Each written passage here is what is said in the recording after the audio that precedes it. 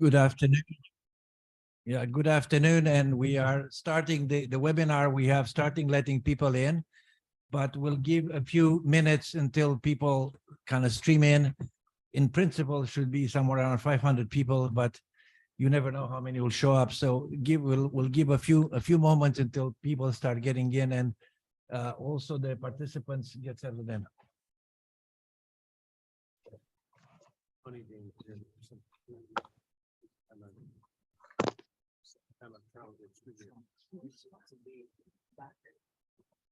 Well, I miss you, of course.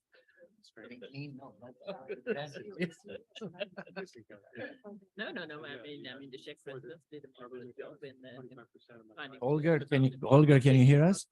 Yes, I can hear you. I'm here, and I hope there is not going to be a fire alarm again. No, it's fine as long as we the electronics work.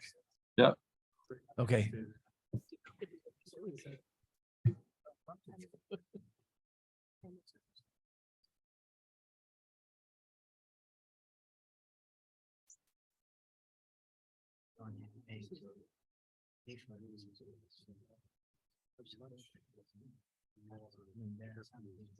Well, we are with it.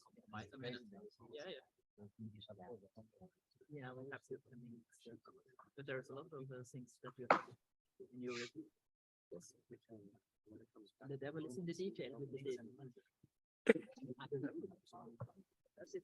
To discuss with my budget colleagues.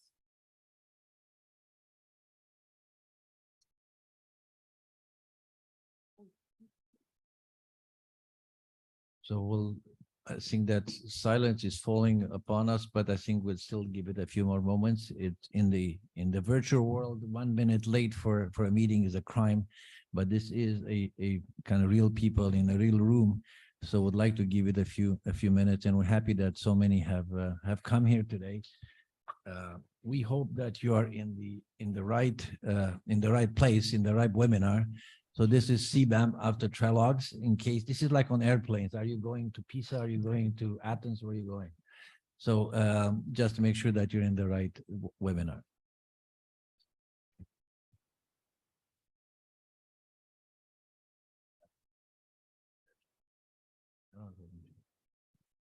Okay, so since looks like it's getting settled in, I want to welcome you all for this discussion on EU CBAM after trilogues. It's an important moment.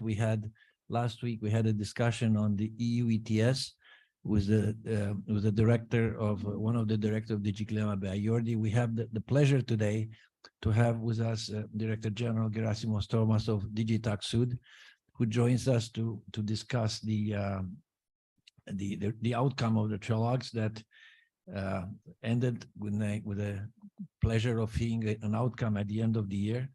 But I'm also joined in this effort by my colleagues Aaron Cosby on the far left and Michael Melling on the far right. So it's a pleasure. They both have come from somewhere from North America, and if they fall asleep, it's not because it's boring, but because they're tired.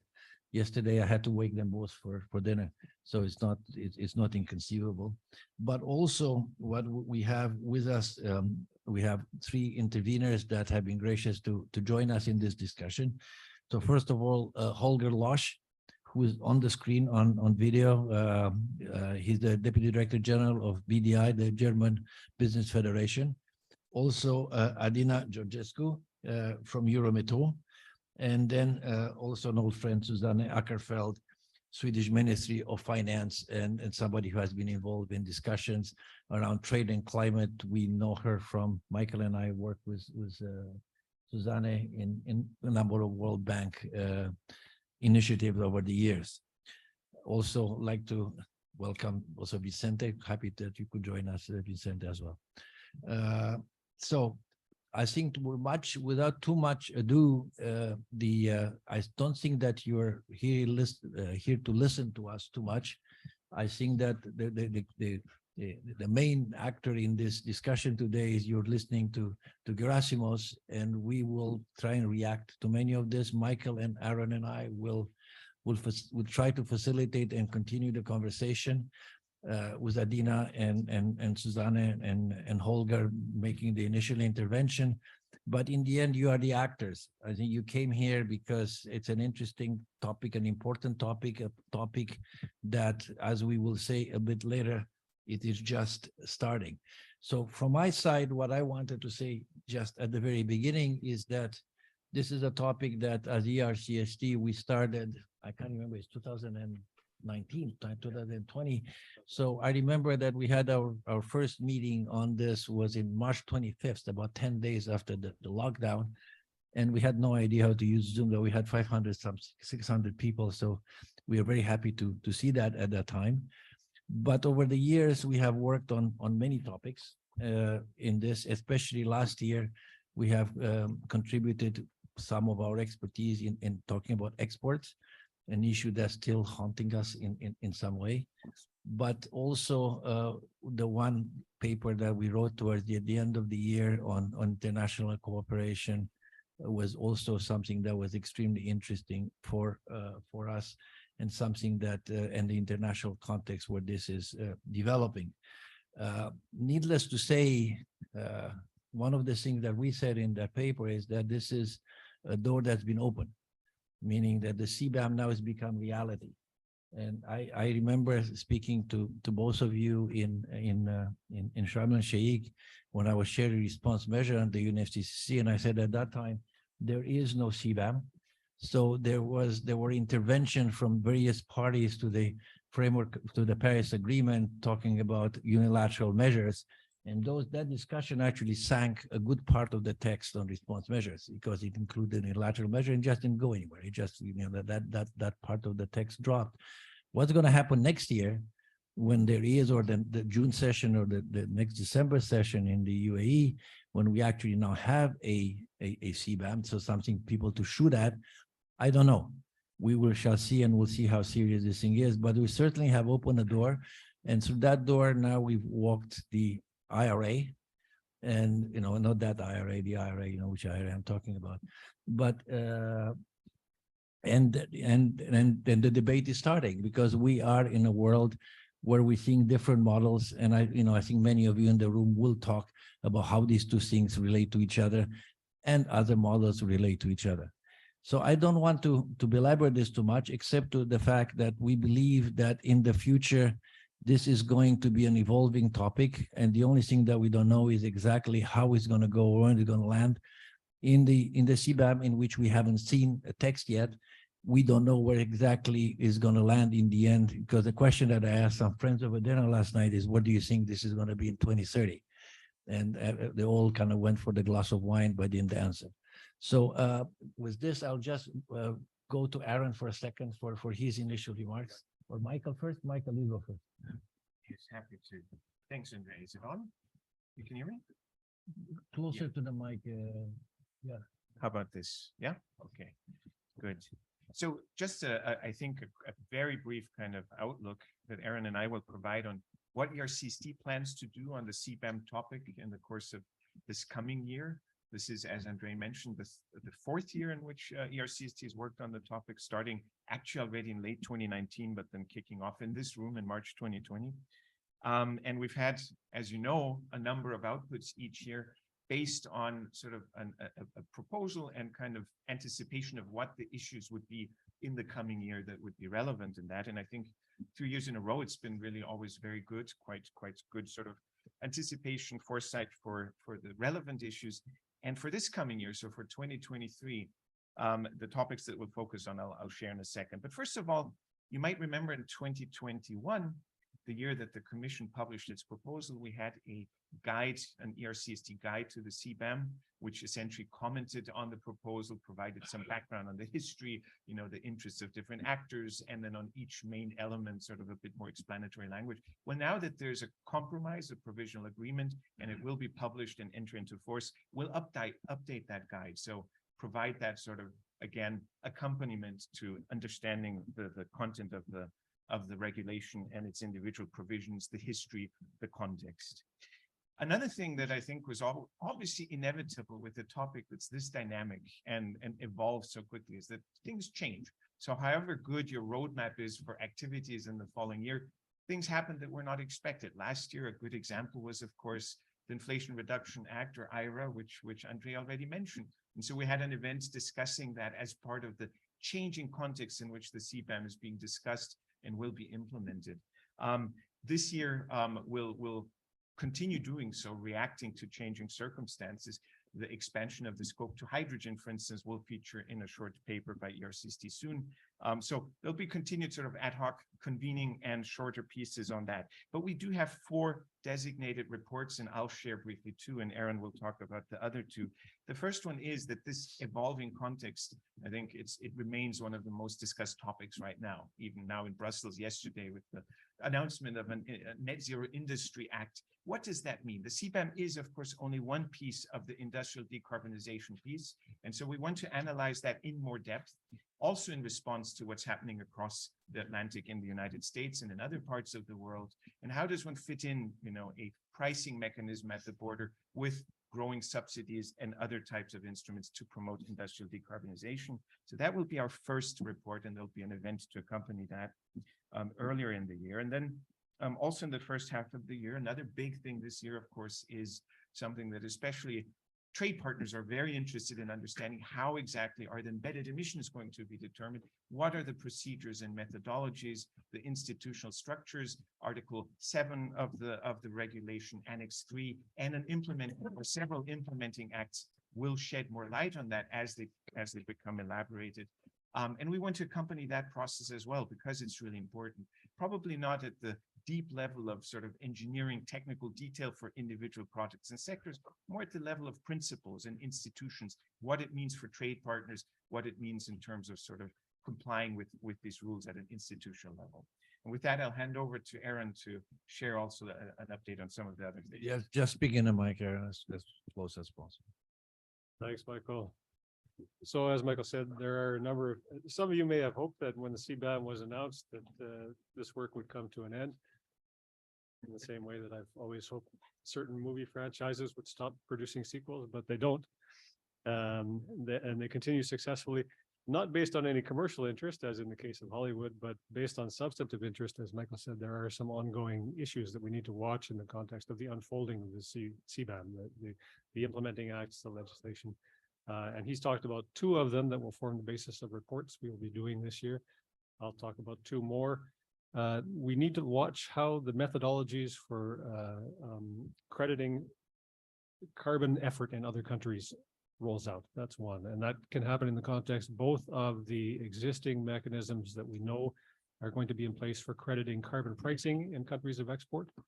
There will be a general agreement on how that's done, and then specific agreements, bilateral probably conducted, that will go into the specifics of how that's done with each country, because every country has different carbon pricing regimes. It's not a simple matter. But also, it's an open question whether the CBAM will recognize offsetting in other countries.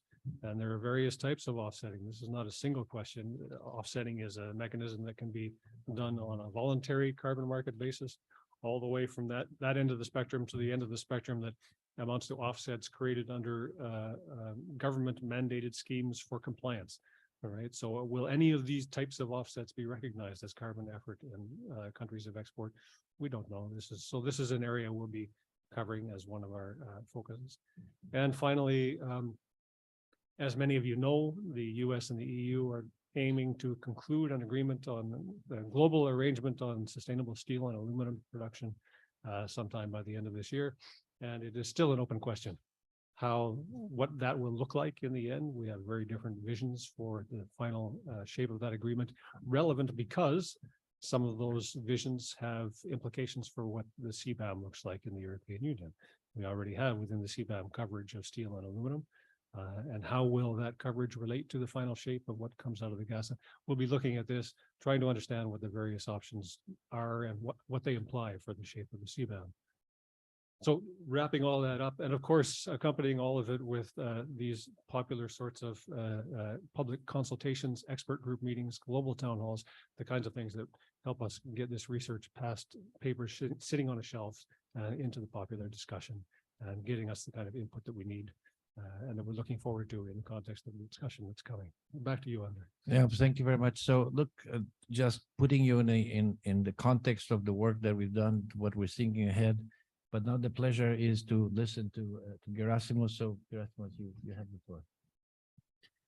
Thank you. Thank you very much. And Happy New Year to all of you. Thank you for coming. I mean, I have been now, I had prepared my speaking, but what you are saying is sort of destabilizing me. I just wonder, the first one, I'm just saying, why, it's a lot of work that you want to do on a follow-up. That's something that it was decided. So is it going to be a new product that will come, or it will be a next series? I mean, is Emily in Paris 3 that we need here? Or, I mean, we had Emily in Paris 1, we had Emily in Paris 2. So of course there are things to do, but I don't think it is so central. So I have to reflect now that you put all these things on your plate as ERCST. And it's of course useful work you have over the last 4 years. ERCST has helped with your research and your policy discussions and your papers, very well written papers, in helping CAP shape the product. But the future is not so open as you seem to say. We have a regulation, it will happen. We have a big report in 2025, and it will roll out faster than we originally proposed, in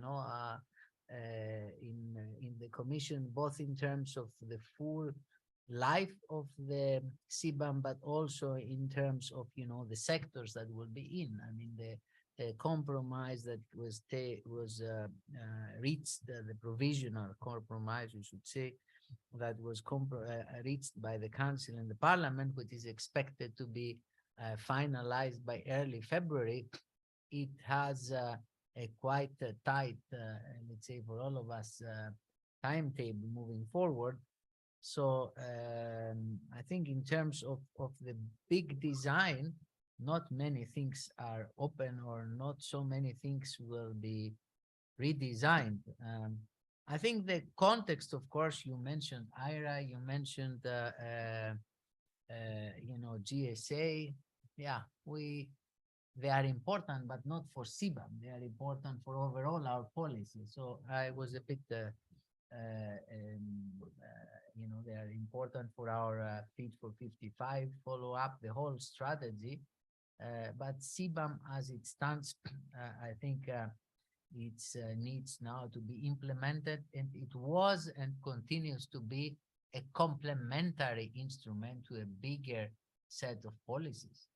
I know it's nice and we enjoy, let's say, the visibility, but it has a small contribution to the overall reduction of emissions, very small in Europe, and then it has an impact on third country companies' incentives to reduce their emissions, but also for third countries, it's complementary.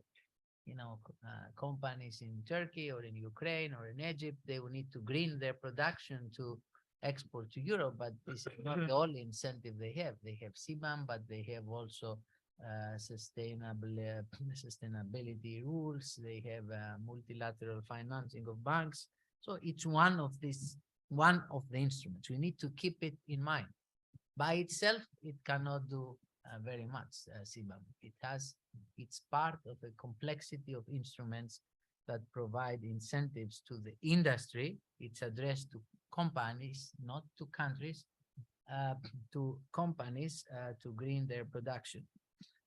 Now, we are very happy that the final agreement was reached the last year, provisional, but we don't expect it to change very much. And I think it's good to have this certainty. The private sector needs to do investments, particularly in the sectors, in all ETS sectors, but also these ones that have a high CO2 content. They need predictability. Uncertainty is worse than, so I think it's good that we have a framework against which companies will plan, and some will plan better than others, and it is the life for every corporate decision. It's the same if we had done a regulation for certain products. You do regulations, and then companies, or industries or sectors, they have views on the regulation. Then once the regulation is done for a particular product, then they, of course, they try to adjust their production methods or their clients or, the approach.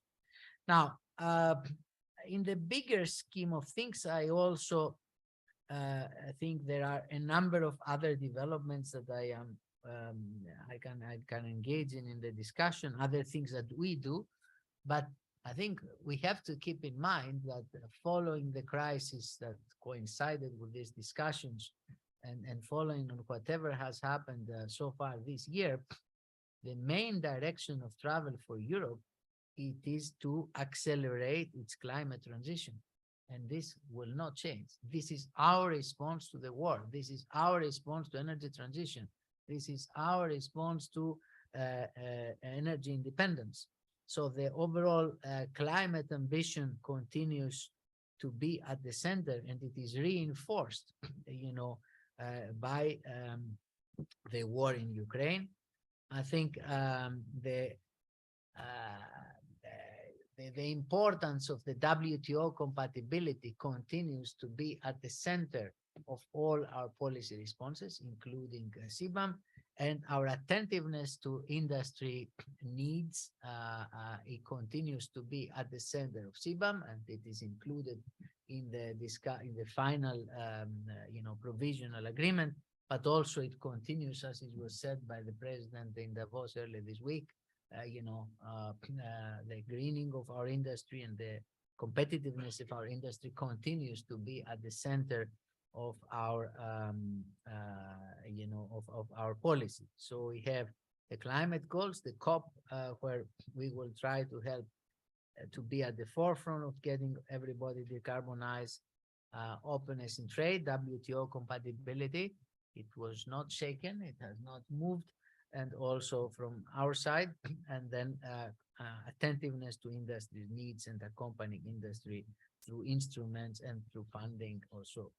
So now CBAM will be one of the policies that we will use in order to pioneer this change. There are others. We should not underestimate the importance of ETS. ETS is at the center of our decarbonization agenda. Should never underestimate the importance of what ETS has delivered for Europe and will deliver for Europe. And let's see now, post this agreement, what do we have? We have a scope that it is a bit different, but not much of what the Commission proposed initially. So it will allow us to have a higher coverage of greenhouse gas emissions than we originally proposed. So it is consistent with the overall goal of greening more, decarbonizing faster. There are some limited additional products. It was mentioned hydrogen as one, but some precursors, some downstream products. So this will allow us focusing always in the products that are around the basic CBAM material. So when even if we have precursors or downstream products, we remain around still by having bolts, nuts. We have not expanded the scope in new broad sectors, but of course it will allow us to make sure that it puts pressure on us on the methodology, on which I will come in a moment, to make sure that we have a methodology that it is not only fit for raw materials, but it is also fit for precursors and for downstream products, but without going outside the core sectors. And on the scope, we have promised to provide by 2026 a new proposal on how we will expand the scope to all ETS sector as appropriate by 2030. I say this as appropriate because it's, when you read the text, I hope you have seen the text, but it doesn't say all ETS projects. It will say all the projects subject, satisfied certain conditions, the same conditions that we had when we designed the scheme. I mean, if there is very little trade intensity or something, some sectors might not be included if we do not have enough trade. We're not going to impose administrative burden when we see that there is not going to be any effect to companies. Indirect emissions, this is one important area where we started in 2020 saying that we will have indirect emissions from day one, and then we listen to the industry and, we say we need the good methodology. And I think now, the final deal, it doesn't change anything in the transition period. We will collect information, but we are quite firm in giving the message that indirect emissions post 2026 will somehow be included. We think this is an important message when it comes to the objective of CBAM. This is an important message we give to and incentive that we give to third country producers, but also to third countries to electrify, to decarbonize their electricity production. I mean, decarbonizing your energy production, it will help you in this process. When we measure, whichever way we measure the indirect emissions, I think we will look at decarbonization of an electricity production in third country producers. And this is an important message that we give in a more firmer way upfront, and we say in 2026 is going to happen. But in practice, inclusion of indirect emissions will be staged. We have the transition period, and then we will move on. And so the methodology will be finalized in 2025. So that's where we are. We have a big focus in 2025. In 2025, we will know, we will have another sort of how to go forward on, or for some even, what exactly to do in the next phase. But from now to 2025, I think the framework is quite stable. I will not debate. I assume you have seen, all of you, the precise timetable on how we will, let's say, reduce free allowances and how phase in CBAM. I think there has been an intense subject of negotiations, and therefore we have, at the end, we have about close to 50% reduction of free allowances by 2030, 48.5. It is the curve that has changed, but the overall concept that we gradually phase in and phase out has not changed. It gives a bit more time to actors to adjust by 2028 than what we originally proposed. That's a good thing. And I repeat, the most important thing is it gives predictability. People now know that they lobbied around here and there, they debated, and they decided what to do, and that's it now. And all our partners in Europe and outside, they have this, they have this certainty. Now, the message that, carbon pricing is, or everything else being equal, a good thing for everybody is reinforced. It's not that it is necessary to have carbon pricing everywhere. It's not that if a producer is based in a country where there is no carbon pricing, he or she will have it, the producer, no, in Greek we say it, it's neutral, but he or she, the producer, will face problems. It is possible today. We have countries where they don't have carbon pricing, and producing industries, they can't produce, steel or aluminum or fertilizers. They can't produce products with very low CO2 content. It is possible today. So, but obviously for the majority of the industry, it will be, the incentives to decarbonize the domestic production will be stronger if you have carbon pricing, and this will be taken into account. So from our side, for example, if you ask me, what are you doing this year on CBAM? I mean, okay, we will do the methodology in this, but one thing is, we are talking to all the countries who are, and this was one of the objectives of CBAM, is to get them on the advantages together, our colleagues of CBAM, to have ETS. So Ukraine will have ETS, Turkey will have a carbon pricing, many more countries will have carbon pricing than they had, in 2019.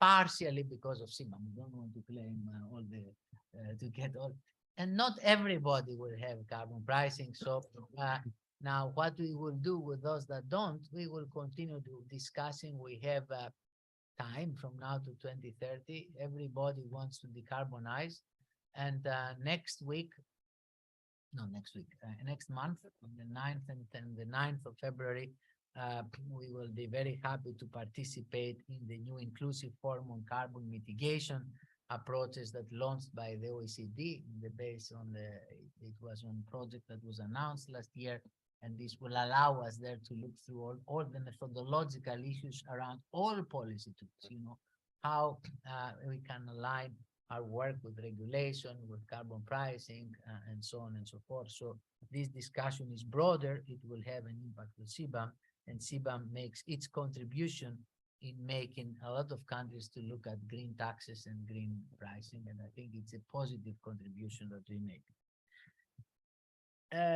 You did a lot and the good work on exports. This is very important, and we fully recognized. I think you had other events that me or my colleagues participated, and it was useful for us to understand. And that's a very important role, to understand the real issues behind this.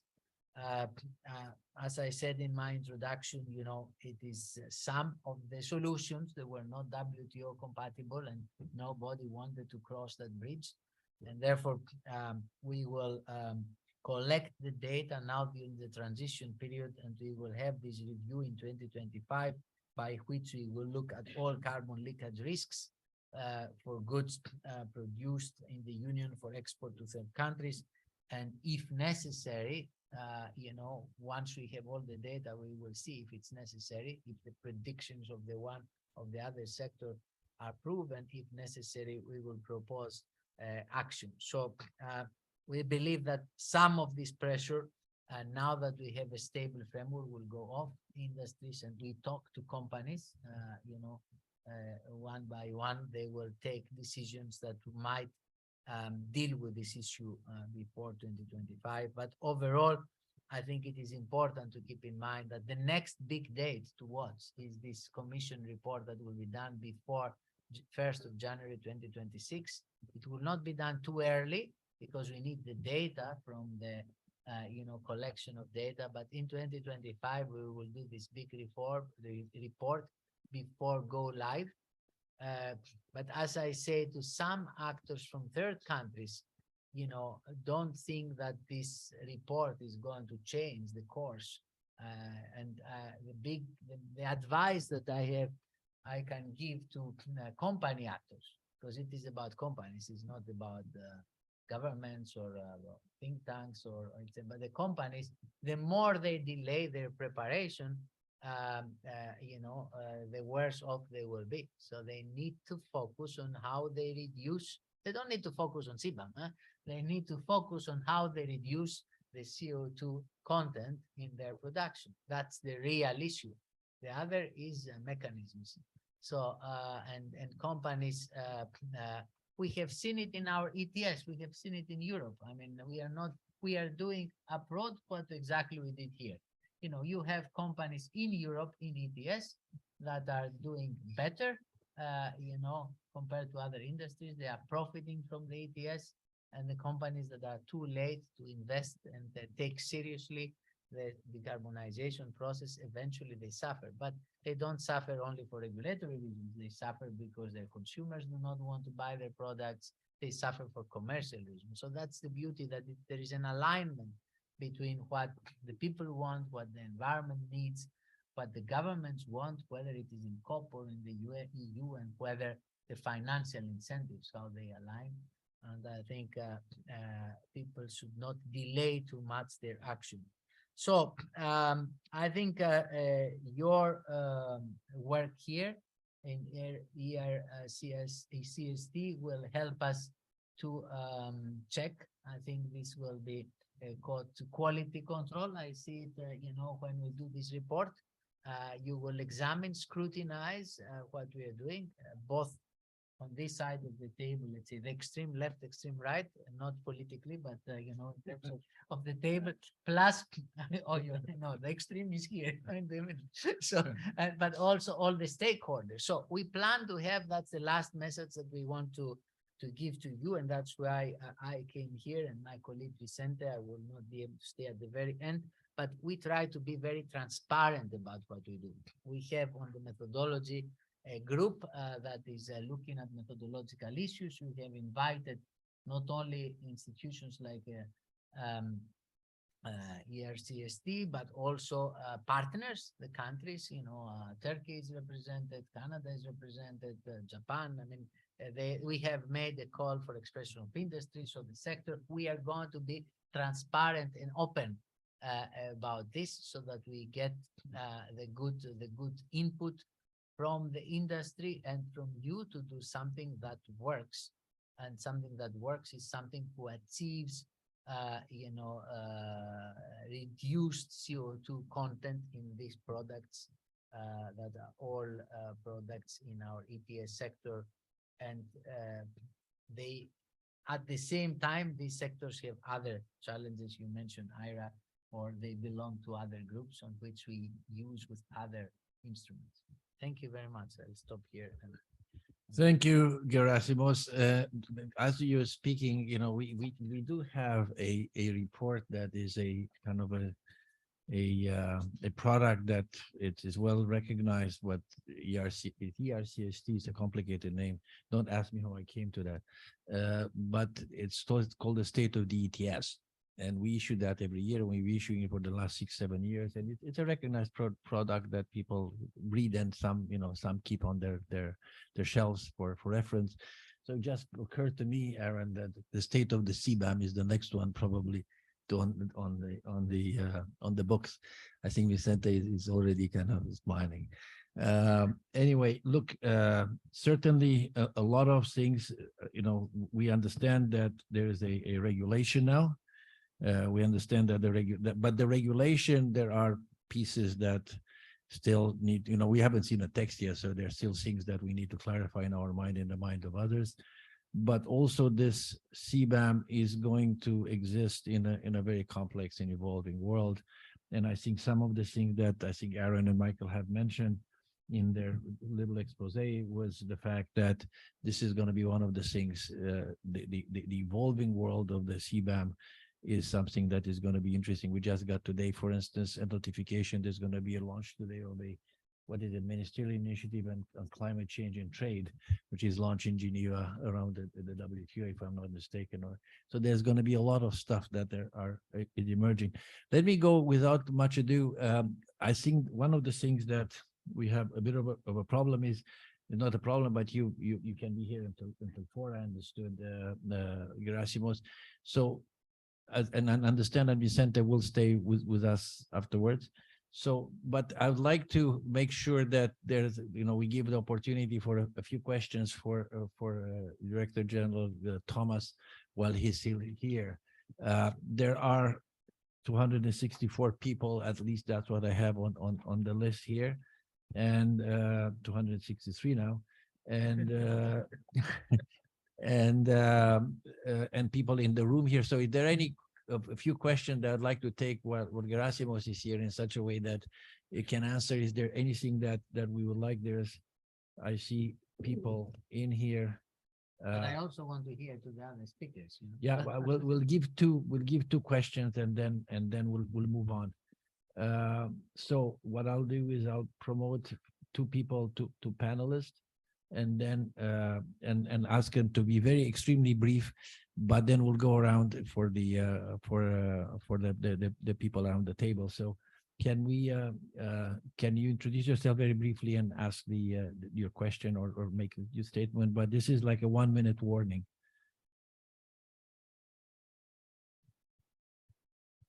I don't see them appearing on the screen. So on the gallery, I don't see this. So what we'll do in that case, we'll go to Adina first, and then to Holger, and then to Susanne. Okay, thank you. I will be brief in my intervention. I'm aware of the time. Well, I'm sorry to be raining a bit on the Commission's parade, but from the perspective of the sector that I'm representing, and particularly our aluminium producer members, we see that there is a lot of uncertainty coming up with this new regulation, and we are aware of the fact that whenever there is a new mechanism or a new policy, there's still until everything keeps moving, until everything is set in place, there is a lot of uncertainty. But it's from the business perspective, uncertainty of any kind is not good. It prohibits investments from taking place. It comes at the moment when there's an overall uncertainty at geopolitical level.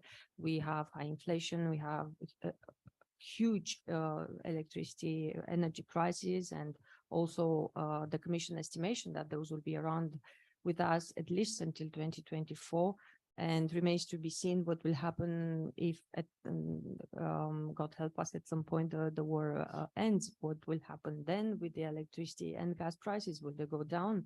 Will they stay up? So from an electro-intensive industry such as aluminium, which is highly electro-intensive and highly exposed to international trade, CBAM brings a certain degree of or a high degree of uncertainty, and all the implementing measures, all secondary legislation, the timing that will need, the time that will be needed to develop those, and also the result of those implementing and delegated acts being unknown to us.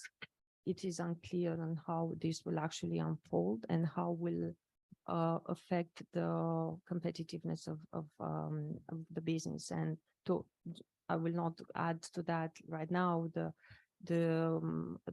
very disappointing export solution included in the final compromise.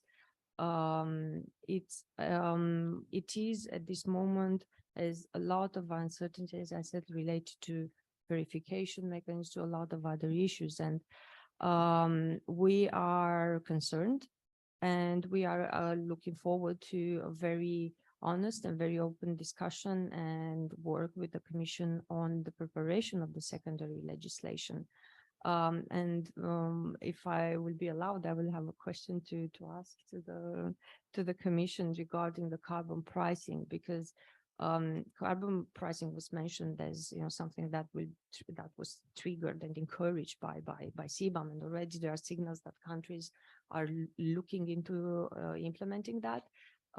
My only comment to this would be that when the carbon pricing will be assessed and would be allowed to be considered as an equivalent measure under CBAM, equivalent measure to ETS, do not forget that ETS is one part of the SG, as the Director General rightly said. ETS is just part of the decarbonizing framework in Europe. ETS, we have to look also at the way the electricity market is organized, because if we consider that the carbon price on direct emissions is sufficient to lead to decarbonization and to put a correct cost that reflects fully the specifics of the European market, that is just one part of the problem. So we call on the Commission that when they assess the carbon pricing, to also take into consideration the way the electricity markets are organized in those countries, particularly to take into consideration the effects on the indirect emissions costs. Thank you, Adina. Holger, I don't see you on the screen, but you're there. I'm here. Hello. So hello, everybody. Sorry for not being in Brussels. I would have liked to, but yeah, can't travel every week. I should. So, well, many thanks for giving me the opportunity from the perspective of German Business Federation, talking about the CBAM and the results of the trilogue. Well, to say we had mixed feelings before the trilogue, and we have mixed feelings after the trilogue. So there's not much of a change in our attitude towards the CBAM. I would touch 3 points which are from our perspective problematic. It's the exports issue, it's the question of uncertainty, and of course it's, well, the ongoing discussion about IRA and what CBAM is which role CBAM is playing in this context. First of all, definitely the most important question still is what do we do with the exports? And I think this has been basically ignored in the trilogue, which is a bit disappointing. We see that the production of goods to be exported will become more expensive, of course, if the producer loses free allocations.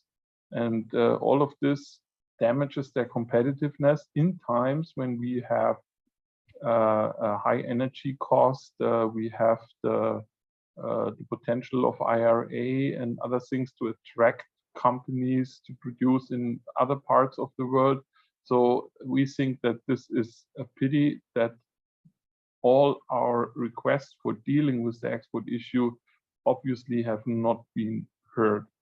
There have been proposals from ERCST rapporteurs that the producer of CBAM good can keep the share of free allocation that corresponds to the share of the exported product. Well, I always heard it's not WTO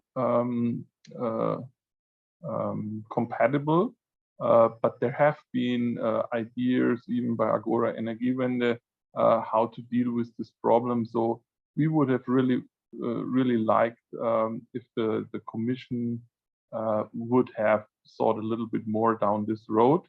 And we sincerely hope that the discussion is not finished here.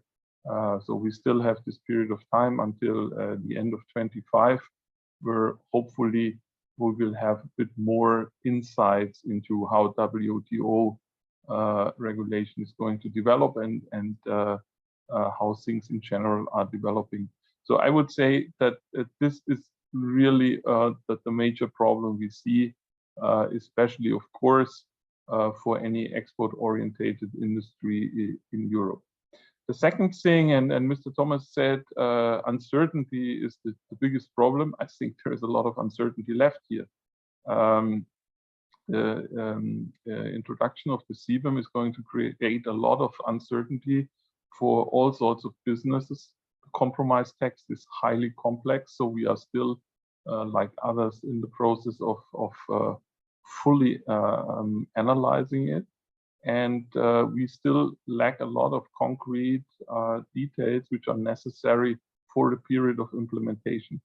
And this also in October, the gathering of data and delivering obligations start in October already. So there is no, to my knowledge, there is no real methodology there for the calculating of the embedded emissions. I looked at all of these complex formulas in the first drafts of the CBAM, and so we are very concerned that there is going to be a complexity which is very hard for companies to follow in the next months when they will be asked to deliver data already. So the next question, IT. So how do we get those data on which platform? We all know that the customs procedures in Europe are highly bureaucratic today, and not in all parts of Europe this is already digitalized. So another question, how can we have a platform where all of these data are collected and analyzed, and we have a good software or a good, not an app probably, but something where companies can easily deliver the data which are requested for. And I think this is going to be a resources problem for European customs authorities. And of course, it's going to be a huge issue for companies to build up resources to really decide how and which data are going to be delivered and how to deliver them. And I, of course, can imagine that this is going to be a high day for all of the consultants around the globe, as all of these very complex regulations basically are. The last thing is IRA. I mean, so we all have seen the impact when the Americans finally did what we always wanted them to do, to act and really act strongly on climate protection.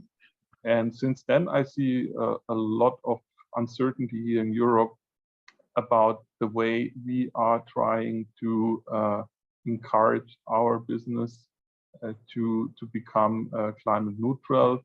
Are we fast enough? Are we quick enough? Are we easy enough? Are we effective enough? Are we good enough to make all of this happen? And I would say that, in my opinion, CBAM probably with IRA in the world now probably is that's my personal opinion, is not the best instrument to react from Europe's perspective. I can imagine in many companies who are in the light of high energy prices, in the light of IRA, in the light of other competition issues globally, I think especially those export orientated and those highly energy intensive, it really could be another detail which could make their view on or their evaluation of other perspectives were to produce easier. And that obviously is not what is intended, as I understood Ursula von der Leyen well this week. It's still a growth strategy. It's a strategy to create a role model for a very effective road to climate neutrality with a growing industry and growing wealth in Europe. And therefore, I think we still have a long way to go to discuss about CBAM. And I'm quite sure that we will see more discussions about this in the next 2 years. And hopefully we can solve some of the problems and get to a good result in the end when it's going to be implemented. Thank you. Thank you, Holger. Susanna? Yes, thank you very much, Andre, and thanks a lot for inviting me here to this important session. I realize that everyone is very interested to hear about the continuation of this process, because now we had, luckily enough, in the political agreements, the provisional political agreement in December, and now everyone is, like was pointed out here, waiting for the final adoption of the regulation. And of course, that comes down to the Swedish presidency. The Sweden now holds the presidency of the EU Council, and together with the Parliament, there has to be legislation. There has to be an adoption of the legislation. And that is, of course, what we are working for. I mean, you can rest assured that the Swedish presidency is very keen and very eager to make this happen as soon as possible. But there are certain steps that need to be taken. I mean, now we have the political agreement. It has to, the text has to be gone through the jurist linguist. It has to be translated into 24 different languages. That takes time. Even if we want it to be done overnight, it doesn't happen. So, and also there needs to be an alignment between the ETS and the CBAM files, because the jurist linguist needs to do the language regime at the same time, because the same expressions and so on. So there will need to be an alignment, and also the adoption, if they are both part of the packages. I think that Gerassimos was really saying that CBAM wasn't very important. I don't really like that, because I think CBAM is quite an important element, because it's necessary in order to make the ETS work. Because if we didn't have the CBAM, the ETS wouldn't be really working as good. It's a crucial element really to make the climate action effective. And so what we are really doing from the Swedish point of view and the presidency part is that we try to speed this up as soon as possible. And why is it important that we speed it up? Well, of course, it's the predictability, like we were all saying, all the industry and the actors, everyone wants to have some time to start preparing for this. So, and climate action against climate change cannot wait. It's very urgent that we need to do something to start fighting climate change. So this is the EU's start. We're starting in our backyard, but then we encourage cooperation with other jurisdictions, of course, around the globe. That won't stop. So, and also there is a need for, there was some mentioning from Holger, I think, about the need to have the methodology clear and true.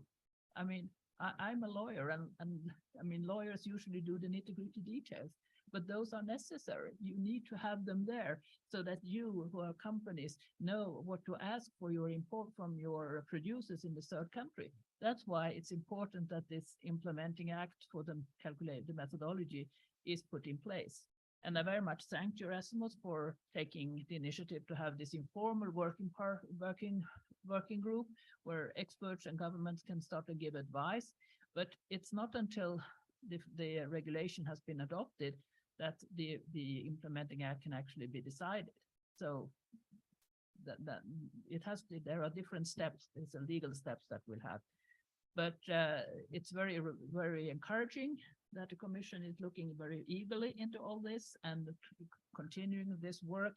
And we will all be supporting, because after all, it's our world that we need saving, and we need to keep the green train moving, and it has to gain speed. And so we all have to work together for this.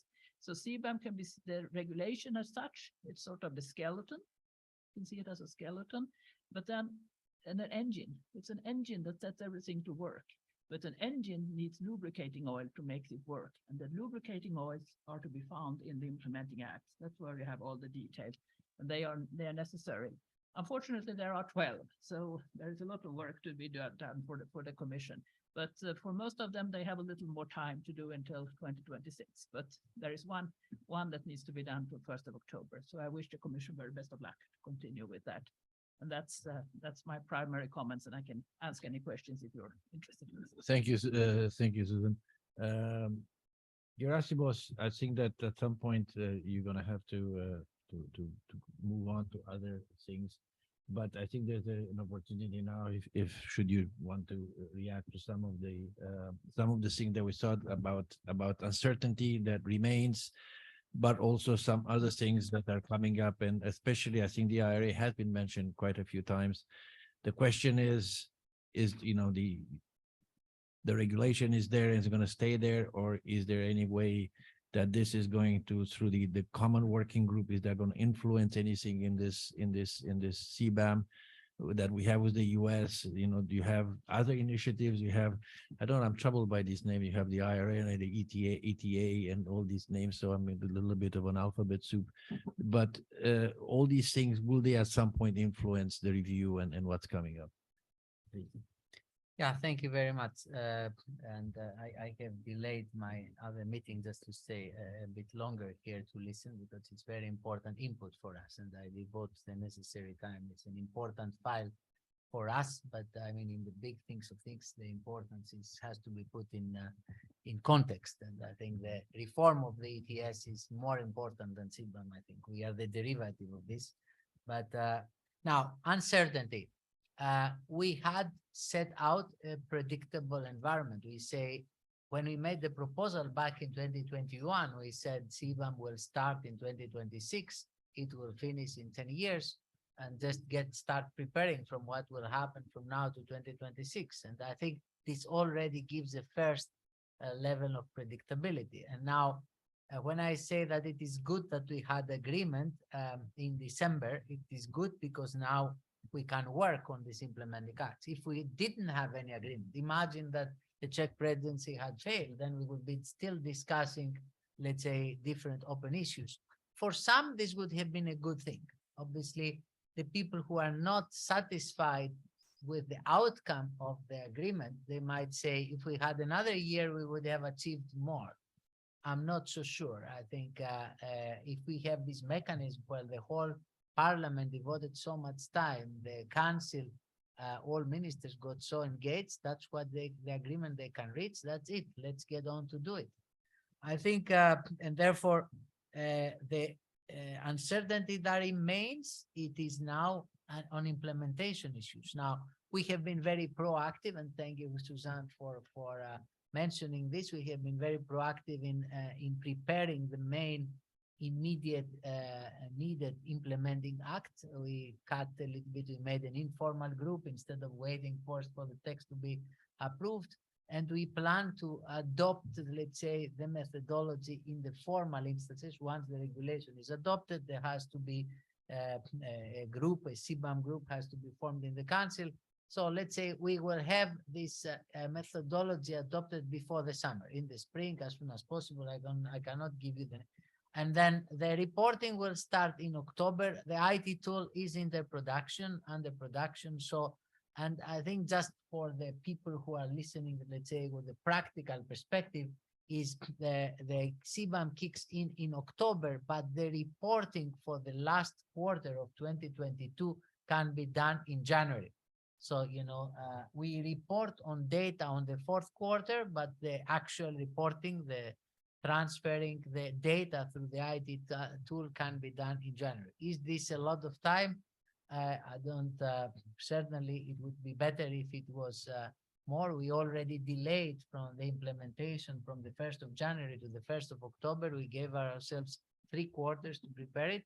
It's not ideal, but what we are doing is to make sure that the reporting of the data is, let's say, takes into account the administrative burden. So we need data, we need the collaboration of the industry, but we are also aware not to impose an excessive administrative burden. Now, I think that is important. There are things that will be solved post 2025 in CBAM.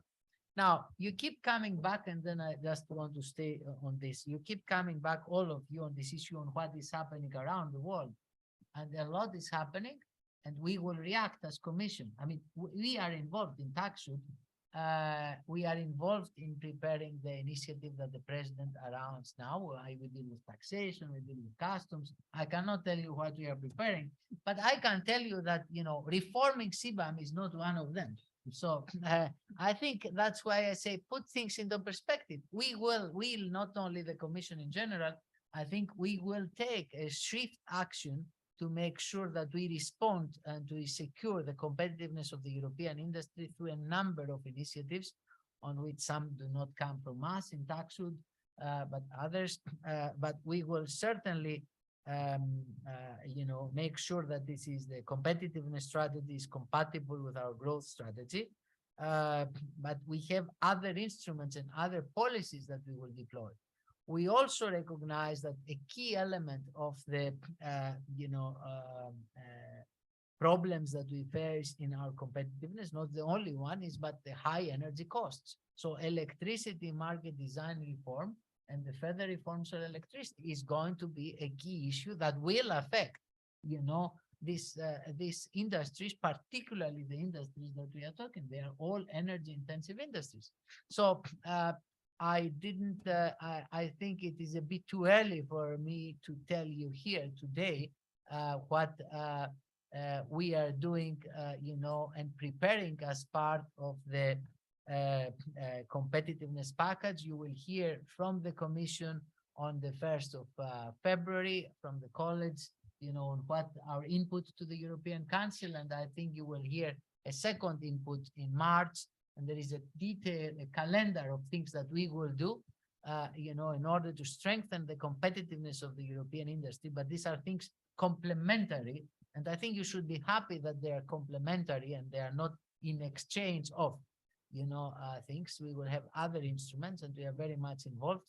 Probably now, like now, you invited me to say CBAM after the trilogues. The next time you can invite me to say CBAM after the competitiveness strategy. Then I can explain to you what exactly is in there, but I cannot tell you now. But I can reassure you and Holger and the colleagues here, the industry and all the industries that are online.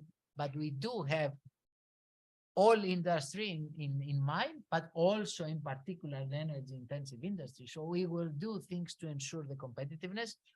But I also would like to say that a wait and see approach by the industry, not dispute, let's say, not prepare for the regulations that are adopted, in my personal view, is not very constructive. I mean, we have to work on solve these issues as they come.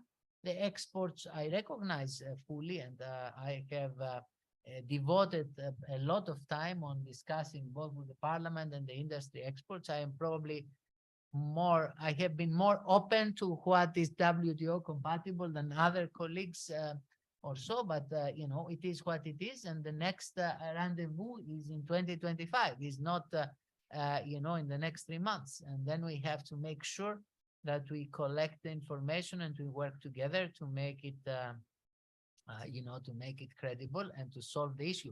It could be that the issue of, you know, it is solved through other instruments, no, that we are preparing now. We are preparing other instruments as part of the response on competitiveness and as part of the continuous effort of reform of energy markets. So I will stop here and so to give you all the possibility. Well, I'm glad that you say this, Gerassimos, because first, in ERCST has launched now a work on looking at electricity market reform with the lens of climate change policies. So this is something that was started last week. So it's there. Also, I think Aaron's mentioned about CBAM in a portfolio of instruments. So this is part of the work that we are planning. But I don't want to be the one asking the question. I think that's a bad chair who does that. I think the chair has to restrain himself or herself and let others do the questioning. So I'm looking, I mean, I have a few people on the screen, but I also, those of you that have taken the time to come here, and this is not at our obvious, but nevertheless, it's not as common as it used to be. So is there any questions in the room? I can't imagine that you're being shy since you came here to listen to the discussion and intervene. But I see people being horribly shy. So sorry, there's a question there. Sorry, apologies, I didn't see you. You're being very timid. What? Thank you. I just have a question about the revenues.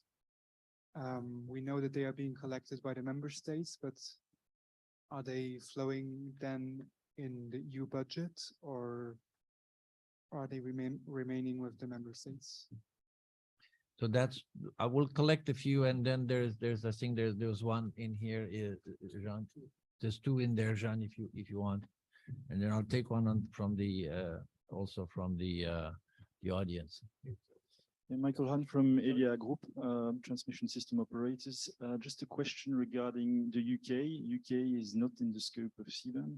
There are more interconnectors between the UK and the EU regarding electricity transmission. We just wanted to have an idea as to whether or not there are discussions ongoing as to potentially exempting the UK or not. I know for the moment they are not exempted, but they have a climate policy which is very much aligned with the EU, and there is no linking of the ETS between UK and EU for the moment. But are there any ongoing discussions regarding that? Yeah, but if there are discussions under what framework are they? Because I think that unless you have a carbon price and that's a clear framework, carbon price or linking, that's about it. There was another one here. The lady there, please. Oh. Sorry, I've done. Hello, Louise Lafortelle from the ZF Group. Just not so much a question, but just a little remark. So I work for a supplier from the automotive and wind industry. And so we are part of the downstream sectors. And so it's very new to us, those carbon pricing mechanism and so on. And I can realize within my company how difficult it is to make them understand. And I can see then in the working group how unbalanced the discussion is, because we have a lot of the classical ETS sector being very well represented, and then some of the manufacturing industry not so well represented in it. And yeah, so of course the discussion will start on taking into like a methodology to take into account the downstream sector. And yeah, I think this would be very important, because obviously we think that the reform of ETS and CBAM will have a lot of impact on us, and we would be very happy to participate into that discussion. And I think you go ahead. Did you want a microphone, or are you just holding it? Well, thank you so much. From Eurasia Group, there's a big worry on some countries that Sorry, are where are you from? Because I don't. Eurasia Group. Okay. There's a big worry on some economies, particularly economies that are fuel locked. For example, small steel producers and aluminum producers like Bahrain, that feel that they neither enter into the category of a country that is particularly vulnerable to be exempted, for example, like Mozambique, but also doesn't have the capacity to easily transition into a more greener economy due to their characteristics as an energy producer and due to their geographical characteristics. Are there being taken into account these countries that are considered fuel locked or fossil locked? And there's one gentleman here, Martin Manner. You're on the screen. So are you still there, Martin? Yes, I am. Go ahead and just tell us who you are, and very quick, so we can. Okay. Yeah. You can hear me. Yes. Martin Manner from CEP.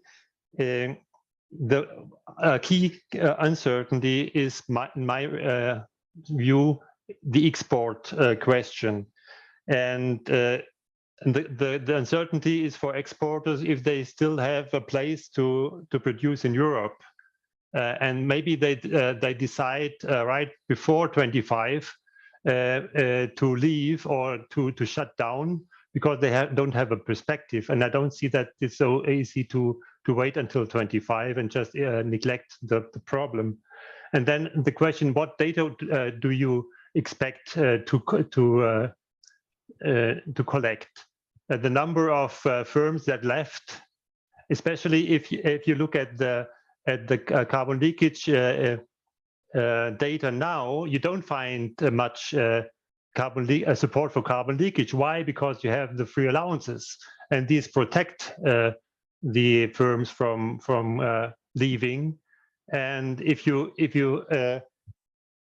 and then you also say they should prepare, but how can they prepare when they have no protection in the international markets? They would have to. CBAM is there to protect the industry, but for exporters this doesn't work. And at the end, the last remark is your success measure is to reduce the carbon content of products. But the ETS works differently. The ETS reduces the carbon emissions at the production sites in a visible and in a strict way through the sinking cap. Yeah. So you don't need these products to be reduced. And but if you can be short, please, because I think that. Yeah. And the last thing is, why do you think that the ETS doesn't work? It works, and you say if there are some firms delayed. No, they just have higher costs, and the main issue of the ETS is to bring those firms to decarbonize that have the lowest costs, and that the others which have higher costs that they wait. And with the CBAM, you destroy this. Can we cut with the other measures? Yeah. Can you tell me what CEP is, because I'm at a loss. Yeah, Center of European Policy. Thank you. Okay, very good. I will stop here. I think there are others in the room, but I wanted to get a flavor a little bit, Gerassimos, of some of the sense. I mean, some of them. I think some of them are discussions that were taking place in the context of whether we want a CBAM or don't want a CBAM, and how does it look like. The others have a different flavor. Did you want to react? Did anybody else want to react to some of these things? Yeah, if I may, just I have to go, and then Vicente from my team is here. He can follow up. I mean, there are different questions, and I think it's legitimate that the issues mix up. Like I start from the last question. The question is, why do we need to reform ETS? That is the question of the last speaker. It's not why do we need CBAM. I mean, the start of the discussion is that we need to reform ETS, and the ETS reform reads to reduce free allowances. That is the starting. Why it is this done? Because that's what was originally, that's how ETS was designed. It was designed in a way that, you know, free allowances will be gradually reduced. And also remind you that there are issues, and they have been started having challenges on the WTO compatibility of the ETS, and also trade retaliation on the free allowances. So if you accept, you might not accept, but if you accept the starting point that ETS reform is necessary, both in terms of you know, providing incentives to ETS sectors to decarbonize faster, as we have done. There is a lot of successful examples of sectors under ETS that they have reformed, and they don't get free allowances. Free allowances have been going down in many sectors for the last 20 years. So if you accept this, then the CBAM comes as a, you know, instrument to replace and let's say to deal with the issue of carbon leakage that is created from the reform of the CBAM. So CBAM is not born by itself. It's a derivative of a journey that the ETS is doing. Why this journey? I don't know. Don't see. Yeah, I think you have to look at the origin of the ETS, and they have to see what happens in the other ETS sectors, and so on and so on. So now we have there, just to answer also your question, why do we look at production sites and not at products? We cannot easily measure the CO2 of production sites in third countries, in Mozambique, in Turkey, here and there. So we have adjusted the instrument, and we look at imports. We look only at the CO2 content of imported goods, and therefore, you know, we look at the imported goods as opposed to the production sites. So, I think that the whole concept is very robust, and in fact, the reality of it is that many of our international partners are thinking of imitating CBAM, and we have a lot of engagement, and I think this probably would be also an area where you could work on how we will work with the Canadian CBAM, the Australian CBAM, the new CBAM. The government is producing carbon measures. Many countries in the world are starting to copy the CBAM rather than, you know. So I think that's important. The second issue is that on the question about Bahrain, I mean, we look at products and imports from countries. First of all, the imports on the sectors that we are discussing are fairly concentrated. So there are many countries that around the world, they visit us, they see, oh, what? And then they see there is no trade.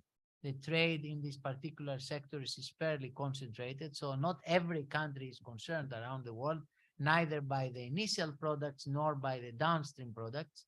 And therefore, and then of course, it's a matter of competitiveness. We cannot say to the steel producers in Europe that, you know, you know, there is no production, you know, of fertilizers in Bahrain. But if there was some production, then you would say, no, it can't be, it has high CO2 content is important. No, the whole objective is to give incentives to these producers wherever they are in the world, you know, to decarbonize. Now, some countries, the less developed countries, we help them by providing aid through other instruments, on INTPA, on DG NEAR, we provide in our neighborhood substantial investment aid or technical assistance aid, and, you know, the discussion on how to introduce carbon pricing, how to introduce green taxation, and how to do investments. The grids, we bring the electricity grids or renewables investment, and the amounts of investment that we do in Africa, around the world, in the neighborhood is very high. So there is no exception for this. Downstream products, it is a very good question that we need to engage more with downstream producers. That's why we resisted the pressure from the parliament to have downstream products up front very quickly. and we have only very limited to make that are in the same sector like steel, and we need to work more on this, and that's why we have invited this discussion over the next 3 years, helps to bridge this gap, and this is a constructive discussion and engagement, and I'm happy that you are happy that you are participating and you are not angry that you participate. So the UK, I think we are in discussions with the UK. The UK has to make its own decisions about its ETS system reform. They will also reform. I don't know how they reform their market, and they have to make a political decision as to whether link or will not link. So, but the UK, they will be, let's say, they are like any other third country. So they are depending on their decisions that they will make domestically, they will be confronted with the issues. On the revenues, there has been no discussion in the council about the revenues at this stage. I don't know, Susanne might. And the CBAM regulation does not address the issue of revenues. As you know, the CBAM regulation is there. There is a separate decision which has not yet been fully discussed in the council on once the revenues are there, what will happen with them. But I want to pass this message that in the Commission's proposal and the Commission original proposal, and numbers will change a little bit, but the CBAM is not one of the big revenue generators. There is no, we don't expect by 2030 to have a lot of revenue from CBAM compared to Pillar 1, compared to the ETS. It's a very small contributor to revenue. The objective of CBAM is environmental, is not revenue generation. And this discussion about who gets the revenues post 2026 and how they split between member states and the EU, I think it will take place in another context. I don't expect this to be clear once we adopt the regulation, but Susanne might take us through that. So that's, I think I addressed all the questions. I think it is important to work together on the measurement of the CO2 content with the industry, because it is something that they will need also for future regulation in other countries. More and more countries around the world will be looking at CO2 content, so it's a useful investment to have and to make it together, to make it well without too much administrative burden. But it is very important the way, the methodology that we have and the reporting that we have, it's without I think you didn't mention technology. Technology is very important in the transformation of the industry, irrespective of who pays for this, and we will pay through the Innovation Fund or other measures that we will do now in the competitiveness strategy. But technology and engagement in new technologies is very important. The Innovation Fund has been strengthened as part of this deal. I didn't mention in the beginning, and part of it will be, let's say, easier accessible. We will see the exact language, but you know, part of it will be dedicated to the CBAM sector. So in terms of funding of technology and access to technology, this will be there. But I repeat, the problem of the competitiveness of the European industry is different, and we will address it, but through other instruments. Gerassimos, one question from the chair, if I want, before as you pack your things. You mentioned that we were beginning to see some signs of challenge for free allocation on the WTO. There have been rumblings. Do you get any rumblings that this may be challenged, that the CBAM itself is challengeable, or do you hear any rumblings? Is anybody showing any remote signs? Well, I think it's natural in this world of trade that you know, trade people try to convince themselves that it is a trade measure, and our position is that it's an environmental measure. So I'm sure that the lawyers now, once the final text is adopted, this will be a subject of academic and the other debates. I think it is discussed in the WTO as well.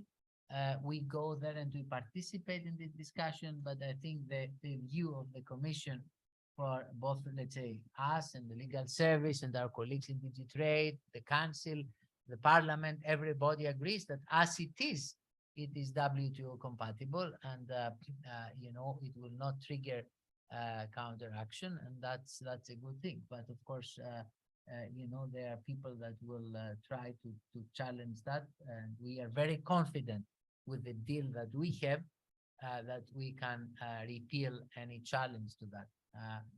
Some of the demands that we had during the negotiations would have taken us to a difficult territory, a more risky territory. And this is the risk that the Council, the member states, the ministers did not want to take, because it would have increased uncertainty. Now we are certain of what we have. Might not be to the liking of everybody, but it is what we have, and it gives us the time. And I want particularly to the industry, because we do care about the industry, to stay here. It's not enough to stay here a good CBAM. This I recognize, but you know, and we will work with other issues on other policy instruments to help our industry. But I think it is important also for the industry to engage in this issue with us, as they have engaged before the design and the proposal of the Commission. Now we are not negotiation time, we are preparation time, and we will reassess in 2025. Gerassimos, thank you very much for this, and we appreciate you taking the time and staying more. I think that Vicente will join for a few last questions. Just a couple, Vicente, so we don't escape completely. I come for the extra time. It's the 95th minute. So there's a gentleman at the back there that had a question, and Jean, if you want to give the microphone, it's over there. And then there's somebody on the screen as well. But go ahead, please. Yeah, hi, my name is Clemens Rosenmeier from the Industry Division of the Austrian Federal Economic Chamber. And I actually have a technical question, so maybe... If you want to speak a little bit louder, it'll be helpful. I have a pretty technical question, because now we were talking about the methodologies. And I guess for the sectors, we will go to break them down. We will go for the NACE codes. I suppose we cannot go more granular. So we may have the problems of negative spillovers to other sectors that are not originally covered. So how can we avoid those spillovers if we speak about raw materials that may also be used in other sectors, let's say glass industry? Just it comes to mind. Thanks. Thank you. And there's Saul Rubens, who have been patiently waiting. If you just want to tell us who you are and very quickly, and then Manuel Manigrassi. Yeah, go ahead, Saul. Good afternoon, Saul Rubens from STEMCOR. We are a steel trading company based in the UK. Mr. Thomas said that the deadline for agreeing the wording will be sort of early February. So I wondered then how we'll be able to obtain a copy of the final wording once it's been approved and published, and will that wording cover details such as how to register as an authorized declarant, how we'll register our third country suppliers, will it cover who the verified authorities will be to verify the carbon emissions, what the formula will be to calculate carbon emissions, including indirect emissions, and ultimately, will there be a thing there where we'll be able to have somebody that we can actually ask a question to if we have any queries? I'm sure they'll provide a Manuel. Thank you, and good afternoon. My name is Manuel Manigrassi. I work for European Aluminium. I had a remark and two questions. The remark is on Mr. Thomas's comment about the intention of the Commission to send a strong message that indirects will be included by the end of 2025. And here the position of the aluminium industry is still that we're still skeptical, and we need reassurance that if it cannot work as a climate measure or carbon leakage measure, there needs to be a careful reflection on this. I get to my two questions. The first one is on the reporting of data. Thank you for clarifying that we'll have to report in 2024. Does that data have to be verified already? Because if that's not the case, then you're developing a methodology which might have some problems. And the second question is on GASA. As you know, GASA is something that is linked to the CBAM, but we do not have a carbon price in the US. So how is the reflection right now in DG TAXUD? Are you talking with the other services on this? Thank you. Global arrangement on sustainability. Thank you. And the GSA, sorry. Yeah, Yeah, so Vicente, I think that we try to keep to time. So Vicente, you have a few questions, and then any other remarks for my colleagues here before we close. I'll try to be brief and to the point. So on the first question on methodology, that's precisely what we are trying to develop now in the ERCST group. As you know, and Mr. Thomas said before, one of the problems is that the ETS addresses installations and emissions in installations, but we have to deal with goods. We have said that many times, and that's one of the difficulties. And also we have to look at the boundaries, how we are going to assess those emissions. And one of the issues that you raised, the spillovers to other sectors, of course, is one of the things that we are looking at. I mean, I'm not going to hide that this is a very complex exercise. This is why we needed to engage with you, because you know first and better than us how to deal with your specific goods. As you know, we look at the classified nomenclature or harmonized systems. And then, of course, that's something that we want to develop very, very quickly, because, of course, that's needed already for the transitional period. So all these things are being discussed in the expert group. The next meeting will be on the 9th of February, where we expect to have something quite advanced, and then we want to discuss with the sectors. For the moment, we have only involved, and there was a question on the downstream, so this was already replied, but the intention is, of course, to extend to other sectors in the future. We will need this expert group, of course, running until the end of the transitional period, and probably even beyond the transitional period. But we count, of course, on your support, your help in order to take it right when it comes to the methodology. But this is very tricky. Susan referred to that. It has to be reported or transpose into an implementing act as soon as possible, ideally in March, but of course also depends on the timing with the adoption of the regulation. But that's something that, of course, is quite advanced and that we want to finalize quickly. UK, you mentioned, yes, that there should be an adoption early in February, ideally, but still to be checked. Everything is linked to, of course, work on the ETS, because as you know, in particular, the phase in, phase out and discussions on exports were, of course, under the umbrella of the ETS review. But the idea, of course, is that we come as soon as possible. There were questions about whether the details will be in the wording of the regulation. You will need to wait to see, but as you will see, and Susan mentioned, there will be like 12 implementing delegated acts. That was in the Commission's proposal, but I have to say we are about 14, 15 already, because the Parliament and the Council asked for more implementing and delegated acts.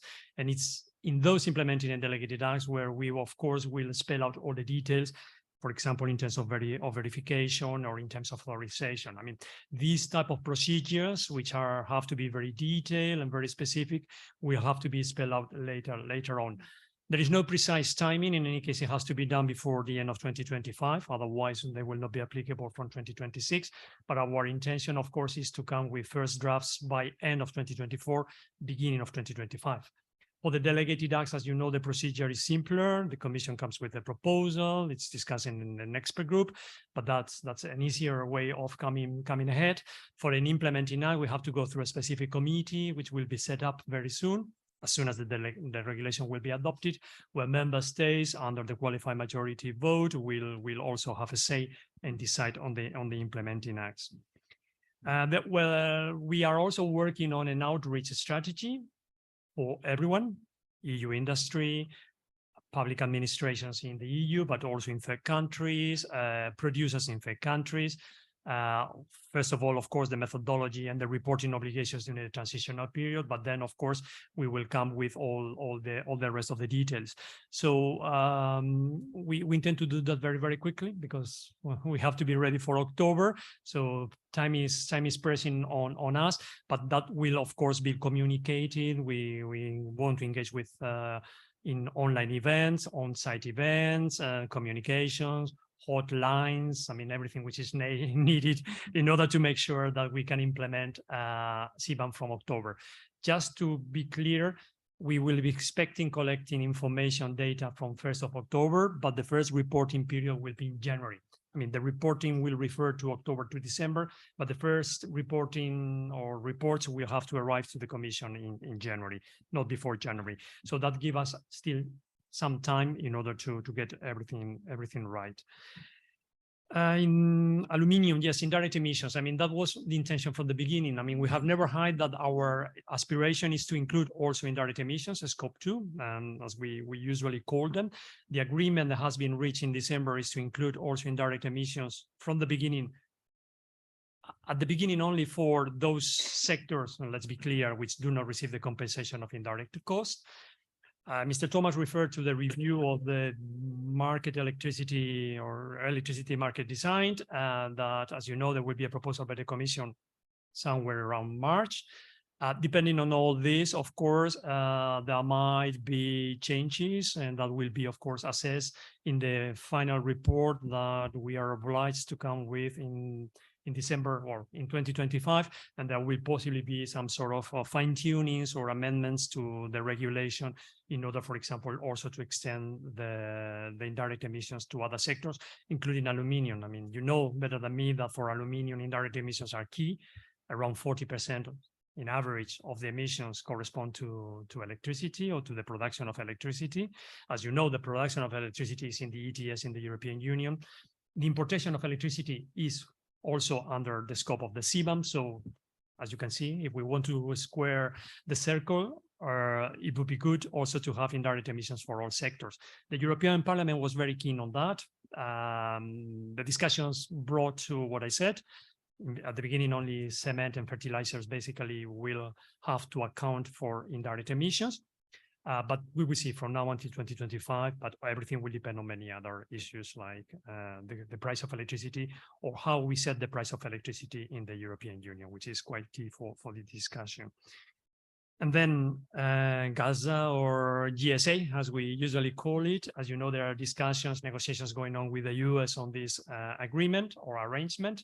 The intention is to have some sort of agreement by October. It's not by chance that, or it's by chance that there will be a CBAM in place and at the same time a GSA.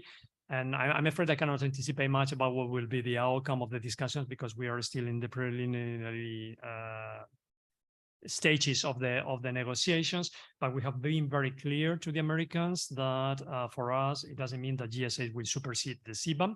CBAM doesn't apply to countries, CBAM applies to producers. This is why we take into account the merits or demerits of every producer, and in particular, their actual emissions. We know that there are good producers and bad producers everywhere, in China, in the US, but also in Europe. So that's why we really want to measure the performance of every company according to its own merits. What we want to make sure, and that's something that I think would help everyone, is that, for example, the methodology which is used under GSA could be the same as the one we will be using, for example, for the CBAM. That would be great. We've made the point to the Americans. I think that now what is important is that we come first with our methodology, and then we will be able to share with US and with the rest of the countries which will be part of the GSA, because also the predicament is to extend the GSAs also to other countries and not just a bilateral agreement between US and Europe. That's the most I can say at this stage on GSA. I know that you would like to know more, but of course, that's part of the discussions and between Commission and the American administration. Freudian slip, Vicente, is it producers or product?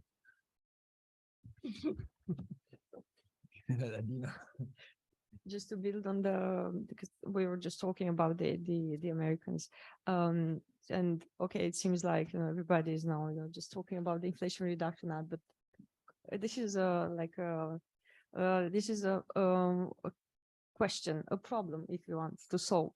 Let's say the Americans come after, I don't know, 1 year, 2 years from now, and say we want to be recognized and excluded from CBAM tax, basically from it's a tax, let's put it this way.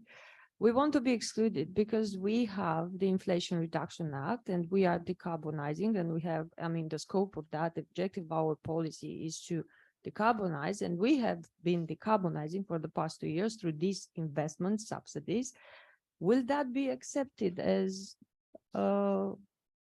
equivalent under CBAM? Because there's no carbon cost there, but there's no carbon price, but the effect is still reducing emissions, while over here in Europe is still the price.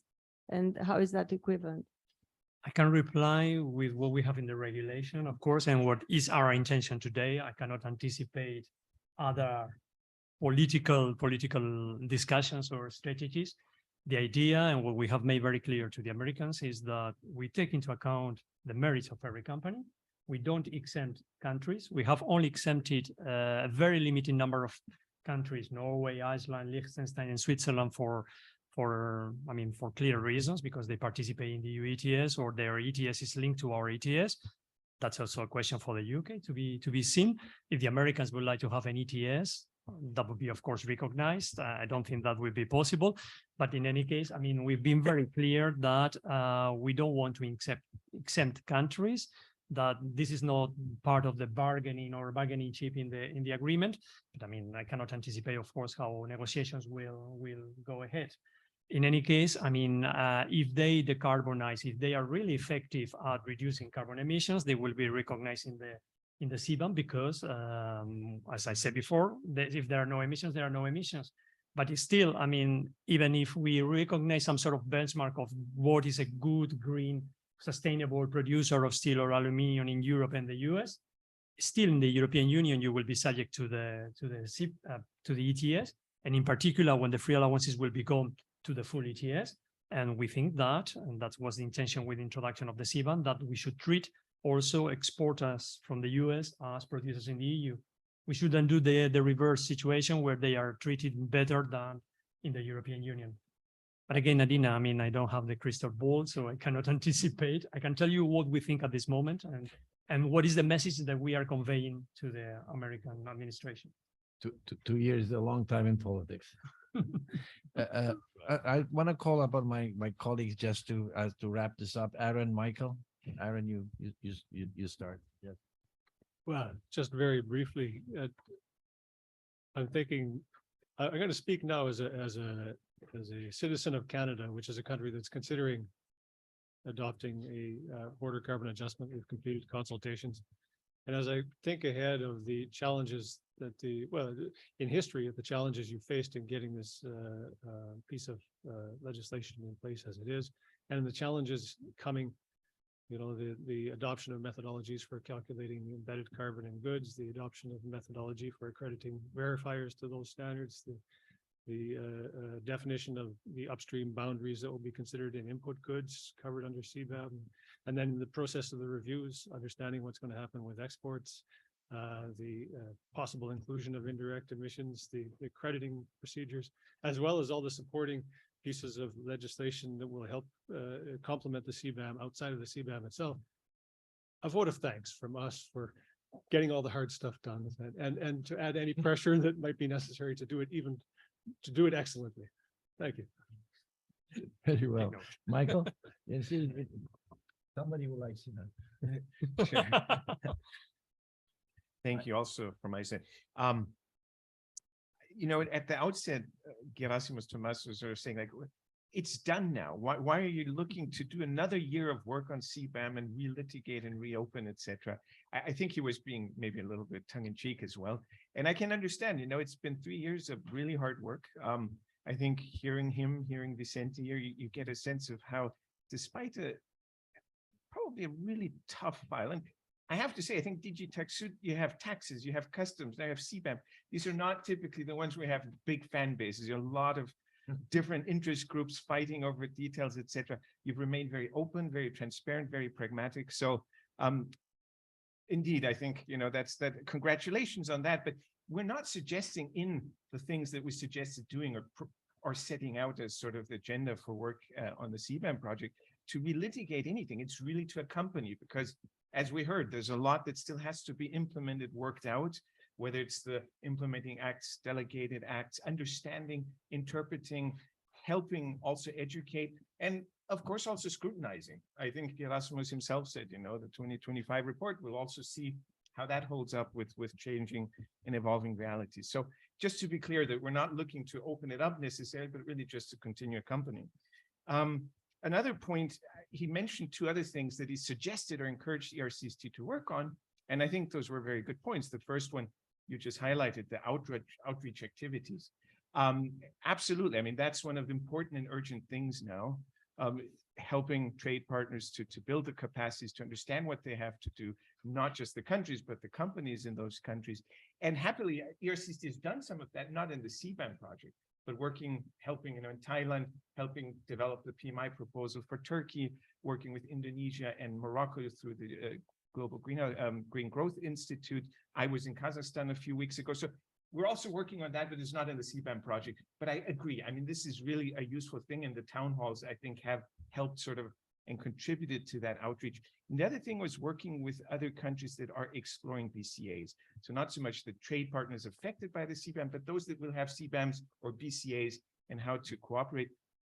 It's kind of a happy coincidence that we have Andre here in the EU, then Aaron in Canada, I'm in the US. I'm like he, very much following what's happening in the US and participating in some of those discussions. And of course, we'll try to inform that continued discussion. Same with the GAZ or GSA. I think that's really going to be interesting and important. You said you don't expect an ETS in the US. There's many different ways to get to an ETS. I wouldn't hold my breath, but there might be some surprises this year. And I think the Energy Transition Accelerator announced at COP27 indeed raises questions. What do we count as a mandatory, a compliance emissions trading system that can be considered under Article 9 of the regulation? And where do you have on a sliding scale of very loose and voluntary things to more transparent, more accountable systems that may not be a government-imposed ETS? So I think we'll see more happening, and I hope there will be a discussion also on that. Susanna? Yes. Some final word from my side as well. And of course, I'm very encouraged by listening to Vicente and Gerassimos from the Commission that they really want to take the lead on this and make sure that we continue. Because now actually the detailed work starts, and those details are very important to go out here with the industry. The devil is in the detail, as the saying goes, but I'm sure that we will solve it when we work together and we find solutions to this, because it needs to be done and to green the economy and to make the trade greener. So I think this is a good project, and I wish the ERCST team very best of luck in continuing, because I think we all need a lot of input from different sides. Thank you. Well, as Aaron said, I mean, actually, Gerassimos was wondering, I never seen this Emily in Paris thing, but why stop at 3? Why stop at 3? There's nothing to stop at. But anyway, look, let's stop here. But we appreciate very much both the Director General and you taking the time to join us. We had our own trepidation when we heard that TAXUD was doing this, because we had no idea who these people were. And we had this vision of a bunch of people kind of hidden somewhere in the basement, not talking to anybody. And we were wrong. I mean, you have been, with all of us, have been, to the degree that was possible to this point, very open and transparent. I recognize there are limits, and that's the way the policy formation is made. But now it is 2-2, and it's the 91st minute. So we starting a new game. So far, congratulations for having brought it over the goal line in the extra time, but you will still have a lot of people here looking for penalties. So thank you very much, Vicente, and again, our gratitude to Gerassimos for being here. Thank you. No, thanks you. And I want to take the opportunity to thank ERCST, because I mean, you're doing a great job on promoting, or at least promoting the knowledge about CBAM. And I think that your input is very useful also for us. And it's good to see that we are not alone.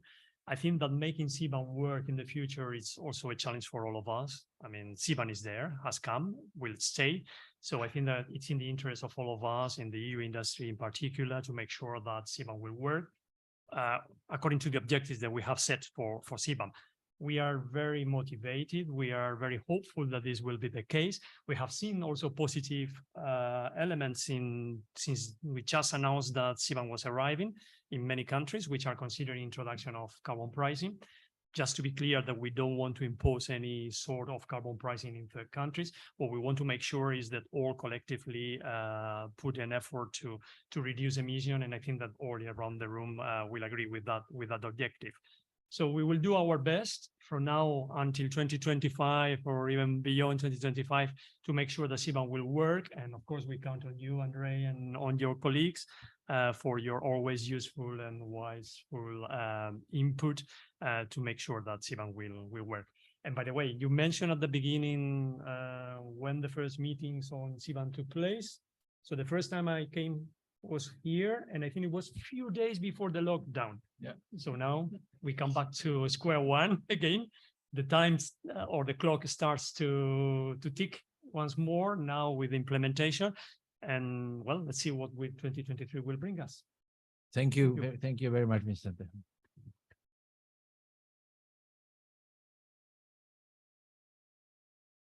Thank you.